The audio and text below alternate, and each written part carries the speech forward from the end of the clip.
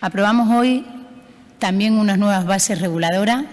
que tienen por objeto mejorar la cofinanciación que la Junta de Extremadura hace con los ayuntamientos de nuestra región que tienen en sus municipios, que tienen en sus pueblos, centros de educación infantil, antiguas guarderías,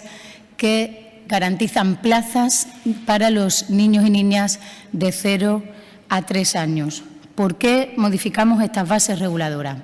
Hasta ahora se cofinanciaba hasta el mes de noviembre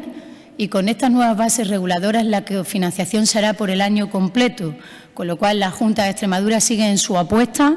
de, a través de esta coordinación y cofinanciación y corresponsabilidad con los ayuntamientos de nuestra región, garantizar derechos fundamentales a los ciudadanos. Y la educación es un derecho fundamental y la educación 0-3 años además es un derecho que tenemos que fomentar en aras también a facilitar a las familias extremeñas las posibilidades de la conciliación de la vida familiar y de la vida personal. Nosotros estamos con los fondos de la comunidad autónoma garantizando su mantenimiento para las familias extremeñas. Estos 169 centros de educación infantil de los municipios están garantizando 3.289 plazas, 3.289 de niños y niñas de 0 a 3 años. Simplificar todos los trámites de justificación de esta prestación de servicio a los ciudadanos por parte de los ayuntamientos. Y como última novedad, quiero citarle que existe en estas nuevas bases reguladoras para cofinanciar los centros de educación infantil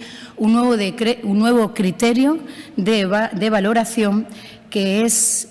premiar a aquellas poblaciones menos pobladas, favorecer a aquellas poblaciones menos pobladas que entendemos que es mucho más difícil el mantenimiento de servicios como estos en comparación con las ciudades intermedias o las grandes ciudades o municipios, lo que decimos las pequeñas ciudades en Extremadura, que nada tiene que ver con el mundo rural y los pueblos pequeños.